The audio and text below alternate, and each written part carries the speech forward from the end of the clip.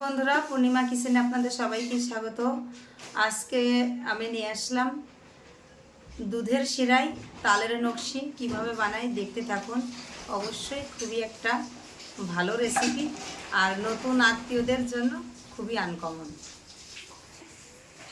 লাগতেছে নারকেল, নারকেলের পুরটা তো অবশ্যই দিতে হবে।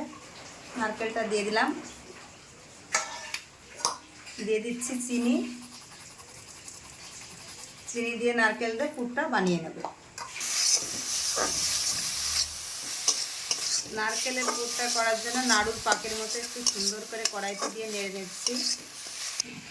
তালের নকশিটা বানানোর জন্য এই তালটা আমি সুন্দর করে একটুখানি জাল দিয়ে শুকনো করে নিয়েছি। দিয়ে দিচ্ছি কড়াইতে চালের গুঁড়া,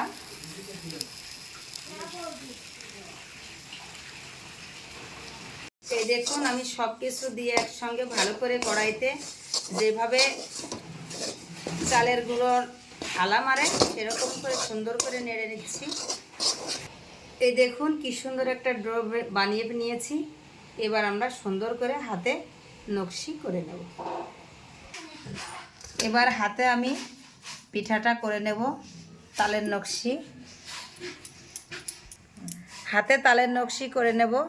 এ দেখুন তাল দিয়ে এরকম একটা বল মতো করে নিয়েছি। এর ভিতরে দিয়ে দিচ্ছি নারকেলের পুর।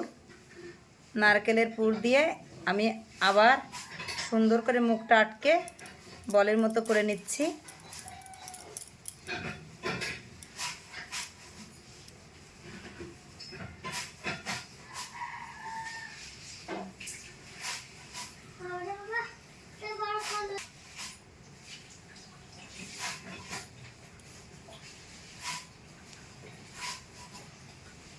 এই দেখুন হাতেই কি সুন্দর বানিয়ে নিলাম তালের নকশি। একে একে এরকম সবগুলো আমি বানিয়ে নেব। এই যে একটা হয়ে গেল, একে একে এরকম সবই আমি বানিয়ে নিয়েছি। এ দেখুন একে একে কি সুন্দর করে নকশি করে নিয়েছি। এবার দুধের শিরাটা করে নেব। দুধের শিরার জন্য দিয়ে দিচ্ছি দুধ কড়াইতে।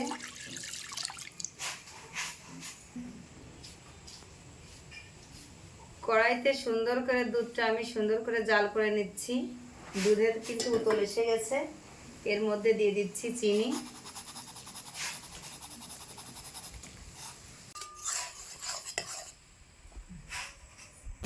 এ দেখুন দুধটা কি সুন্দর ফুটে গেছে। এবার আমি একে একে সব পিঠাগুলো দুধের মধ্যে দিয়ে দেব।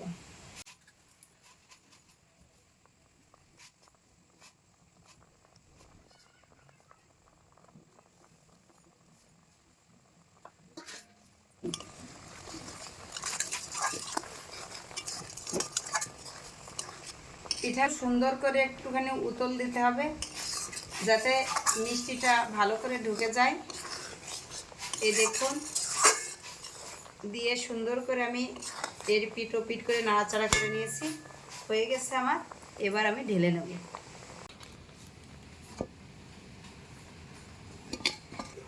হয়ে গেছে আজকে তালের নকশি। দেখতে তো অসাধারণ লাগছে।